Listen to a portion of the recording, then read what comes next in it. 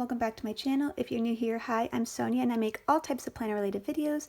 If you're not new here, welcome back. Thank you guys so much for watching another one of my videos. So originally I wasn't going to film this. It's been a very rough week. It's not going to get any better. And that's not me being negative, it's just what's going on is just going to be something that's going to go on for a little while.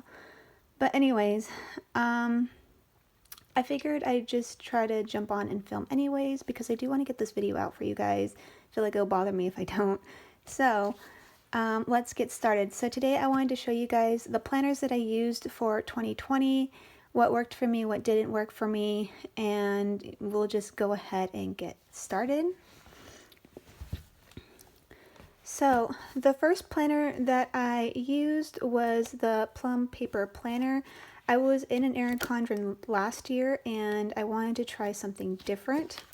So this planner has actually been very much torn apart. This is October of last year.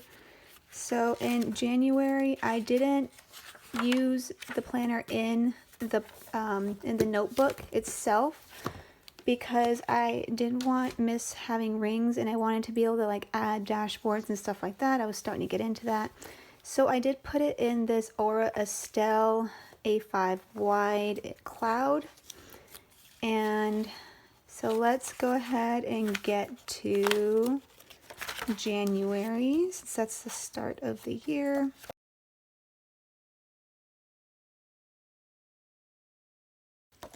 Okay. So here is my January spread. I really enjoyed having this because I was able to put in stickers. I was still into stickering a lot at this time.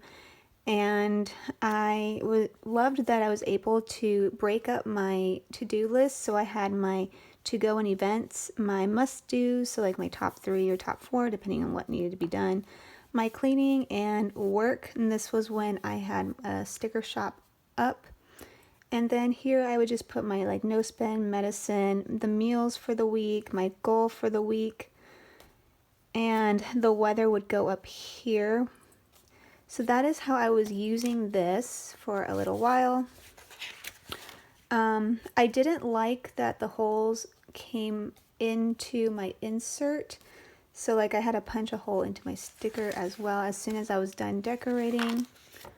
But this was fun stickering for a little while. And then we're going to go into February. So this is a sticker kit that I made. And I tested it out and really enjoyed it, so I did that. And it just kind of kept going. My daughter's birthday week. And then I missed having dailies, so I started getting 2 dailies. And these are from Jasenia Printables.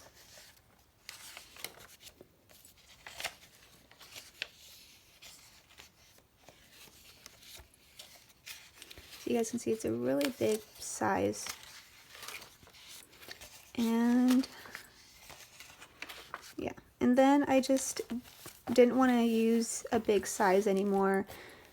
So I then started to switch into personal size. So this was the first planner I used for personal rings. This is actually a B6 TN and I just inserted some rings into here. These are 25mm cross rings. And here is when I started going into March all the way to, I want to say, let's see.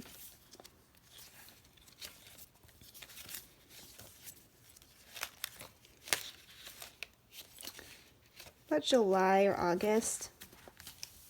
So I just kept all my monthlies up here. I started using this kit from May Paper Co. And then I wanted to try out this insert from Infinite Lotus because I wanted to, this is when lockdown happened and I didn't have a whole lot of things going on, so I decided to use a smaller smaller calendar. And I decided later that I wanted to use this into my YouTube schedule and then have this be my main schedule, because I did start missing this 2-page layout. So I only did this for 1 month, sorry. So June, I did the same thing. And July, I switched to another planner, monthly. I did Paper Test Designs, because I liked that it had room here, and that was like one of the things that I needed, was the room to write down specific appointments and things going up, and I knew I couldn't fit everything here. These are the weeklies I used in March and I believe April, and I really liked the way these set up. It was allowing me to use stickers, because I was still into stickering, and I liked having a little calendar. These just worked for me for a little while. And then I wanted to explore other kits, so I tried noted kits, weekly layout. And I liked that for a little while. And then May Paper Co. I was just trying a whole bunch of kits. I don't know why I keep saying kits. Inserts. So I was just trying a whole bunch of inserts, trying to find one that would work for me for all my needs. And after going to weeklies, I also used dailies. I kept with the dailies after my Plum Paper Planner. So this is March. And April was this kit. Sorry if this is kind of a mess. It's just kind of how my life has been a little bit, but we will press on. So yeah, here. And then I tried another daily. No, is it the same one or is it a new one? Yeah, so I tried another daily, which is by Noted, and I really, really liked this. Hoping that she puts her printables back up because I miss them. Here are some other dailies. This is Rural Design. And I went back to Noted because I really liked this layout. And she customized this for me that I didn't need the hourly. So this is into May. And then Cloth and Paper. And then I went to a custom from Sterling Ink.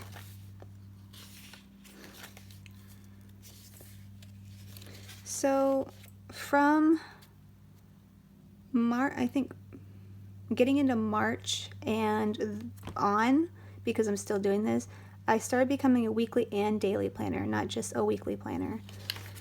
And I felt like that was better for me because it helped me break up my day and not feel as overwhelmed looking at the whole week all the time. So that worked out for me. But yeah, that's how that was going for a while. And then I tried going into an hourly. This is from a custom from Sterling Ink. So I wanted to try that out. That didn't last too long. And then here's just some more weeklies and dailies. Those are from Cloth and Paper. These both are. As you guys can see, like, I didn't get out of my stickering that much. Here is probably when I did the least amount of stickers. It was when I went into this insert from Paper Test Designs. And this one is from Paper Test Designs as well. I missed my stickers again. In August. Yeah, so I guess I never fully got out of my stickering. I just always like having that little bit of fun and color into my planner. And I just tried a whole bunch of different inserts. And this goes all the way to August, right? Yeah. So I used the personal size from March to August, which I think for me is pretty good. at least for personal rings. And then I wanted to try a bigger size, and this was like trending too, so you know, that kind of influenced this.